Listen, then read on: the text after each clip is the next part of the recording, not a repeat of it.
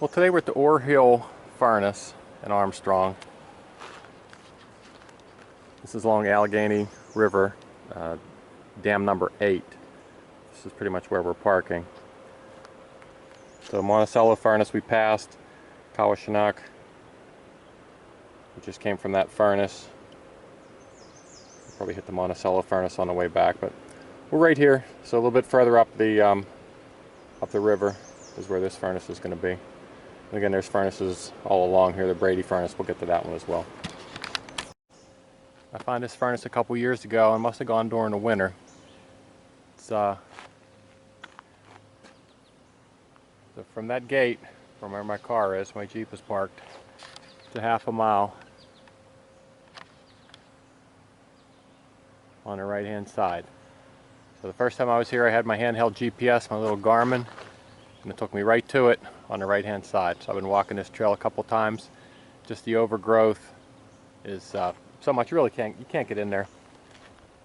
So I probably have to make a note to either bring my GPS with me going forward, because it's already tagged in there.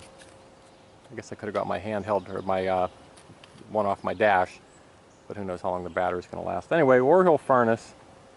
This is on the east side of the Allegheny River, east bank.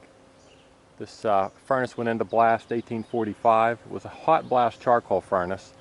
And if you look around, you can see all the trees. All those trees would have been cut down. This, of course, is a rail line.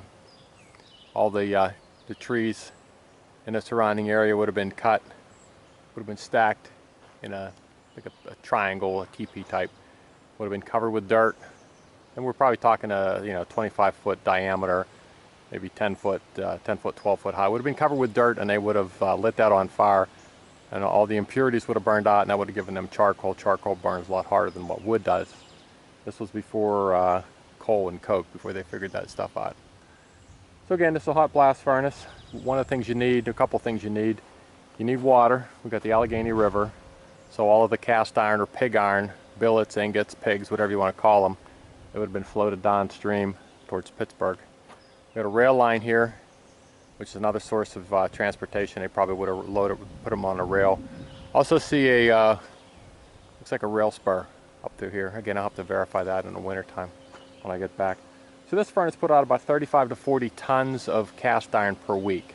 So in order to make cast iron, you need iron ore, and I'm sure that's why they call this Ore Hill. So they did some geological surveys back then in the 1840s, and they find out there was rich deposits of iron ore. You also need limestone. You need sandstone, and the sandstone is pretty popular, pretty prevalent here in western Pennsylvania. That's why these furnaces were built here. So not much luck finding it. I could probably walk up and down again. There's another furnace I want to take a look at, Monticello. That's a better preserved furnace. I'll just have to make a note to come back here after all this foliage and stuff has died. It's it's strange because you walk through here in the wintertime and you walk right up to it. You see it's pretty much collapsed. A lot of the big stones have been moved. These are probably 15 foot by 15 or 20 foot by 20 foot by 20 foot high, and there's maybe 3 or 4 stacks of stones. Maybe someone has come and taken the stones. We have the lock here. I mean, a lot of times the Army Corps of Engineers or farmers or whoever, just somebody needs some stone, some ballast or something like that, would have come and taken it. So no luck finding this furnace. We'll come back in the fall. We'll show you the difference in the summer versus in the fall.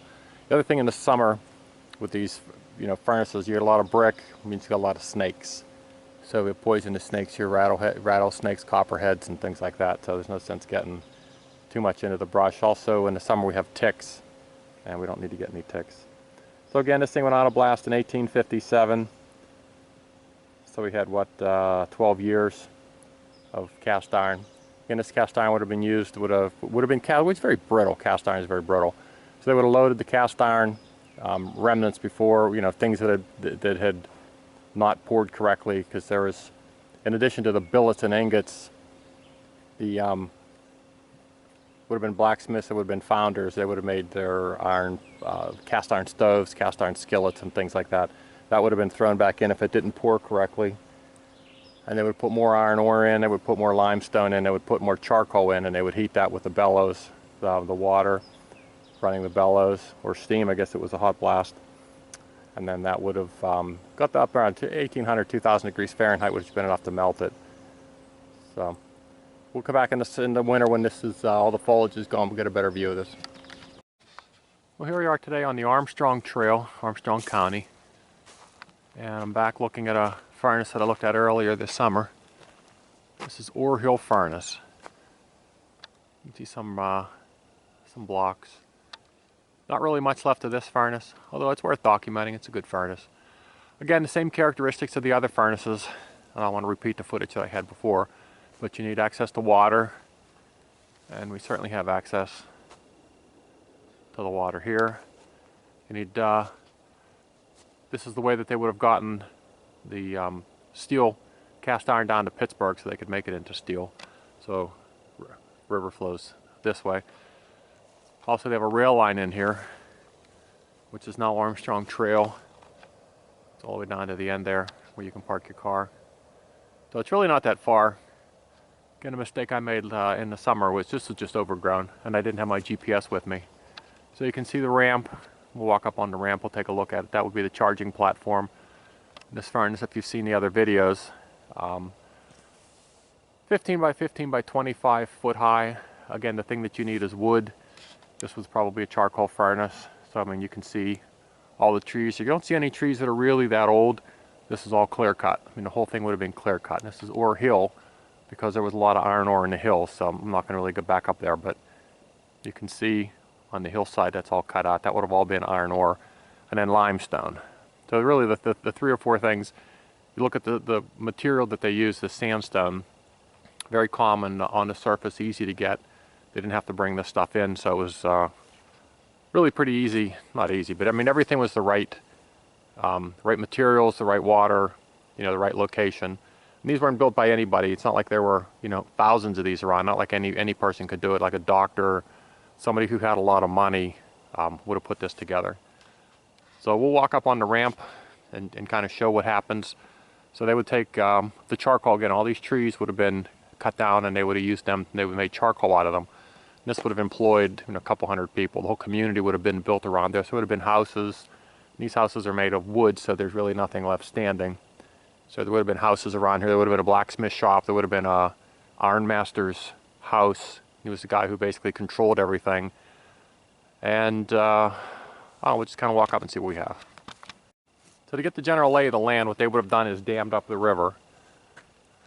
So they would have dammed this up. They would have brought a channel down through here. Somehow they would have had the water. Maybe that's what this is here. That water would turn a water wheel. That water wheel would be attached to a bellows. That bellows would blow air into the base of the furnace. It would bring the material up on this charging ramp up to where the top of the furnace would be. It would have been almost like a pyramid with the top cut off, and they would drop everything into the charcoal, the iron ore, any broken cast iron from last pours that didn't work, and limestone for a fluxing agent. So they would blow air in through there. There'd typically be 2 or 3 access ports, one on front, which would have been the hearth. They would have blown air in over here, and they typically had one on the side. And then they would pull the plug, and that cast iron would come out into ingots. You know, they're pretty heavy. And then they would break those up, and they would ship them down to Pittsburgh to be processed. Let's see if we can get up on top. So here's a better picture of this. Again, this isn't in the best shape, but you look at these stones on top. These are all cut stones. That's why they call these cut stone cast iron furnaces. Again, not much left of this one, but it's a good enough one to document. You can see stones laying on the ground. Those were all basically had fallen in. Other places, people would come and take the stones. They would make things like the base of a barn, the base of a river, base of a bridge or something. So, and I don't know that there's any pictures of this one, but if I do, I'll put them online. I'll zoom out a little bit. You can see these are all kind of stacked together. They didn't cement them, they didn't pin them. Basically a stonemason would come in and get a chunk of rock and cut it. You see how smooth these are. I mean, they did a really good job. These things have been sitting late 1700s, early 1800s, probably the last one. There we go. Here's This would have been a piece of the fire brick. That's what they would have used to melt. That would have been a lining of the furnace. You don't see much of that around. And then you saw these hills. I mean, everything around here would have been slag. So you put all that in, and what comes out, obviously the cast iron, but a small percentage of that would have been cast iron. There's just been a lot of slag. If I can find some slag, I'll show you pictures of those. So now we're looking down on the furnace. It's still nice that some of the blocks are in place. But we're up on top of what the charging ramp would be. And again, this would have looked so much different. Furnace would have been probably up to here. Would have been a building on top. There would have been a ramp from here over. If I had my metal detector, I'll detect this, probably get some nice chunks of cast iron. They probably would have stopped here. Would have been a roof over it. Men would have just walked the material up on carts.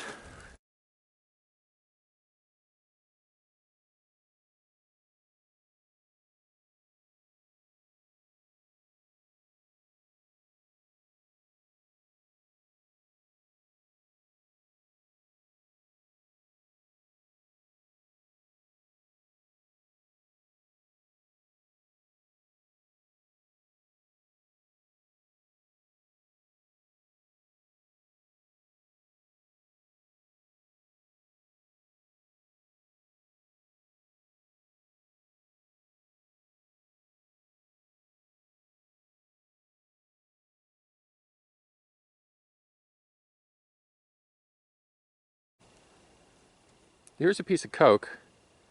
Almost looks like styrofoam. I mean, it's very, very light. This has been sitting for a while. But this is coal that they would have baked, almost like when you make charcoal. So you take your coal and you bake all the impurities out of it. This is what's left. It's very light, hard to ignite, but it burns very hot. So I'm assuming that this was, well, not assuming, this was a coke furnace. They may have started it with charcoal, but it ended up being coke. This looks like a piece of slag. The reason I say that is you see the holes in it. It's actually kind of, I'm not sure whether that's slag from the side of the furnace or if that was a byproduct of what came out of it. But you figure you're blowing all that air into it. You know, you're melting steel, you're melting the rock and stuff. That could just be block, could be brick. Now this looks like glass. You see how sharp and you see the blowholes and stuff in it. Someone hit that maybe with a hammer and kind of sheared that off. You can see the different layers in it. You also see coal. Chunk of coal here, chunk of coal there. Walk over and take a look at that. So this definitely was a coke furnace. All right, here we are, last little bit. Coming up on this. This is definitely a road. Not that this whole thing wouldn't have been roads. Would have had to be to get the equipment in here to mine everything. But just help you find this a little bit better. This is the 52-mile marker. I didn't know this was the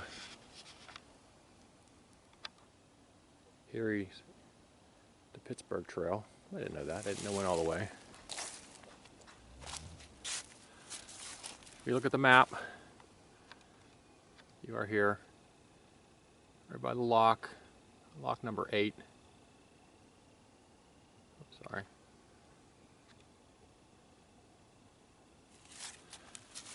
It's really just maybe 50 feet down on the right. You see that big clump of trees. You see that clump of trees, it's right there. So again, nothing earth-shattering. I mean, there's nothing, not the picturesque typical furnace, but still I think it's important enough. Again, I'll come back and I'll metal detect this. If I find anything, I'll post it. I have found hammers and some things from the blacksmith at a couple other furnaces. So those are nice projects.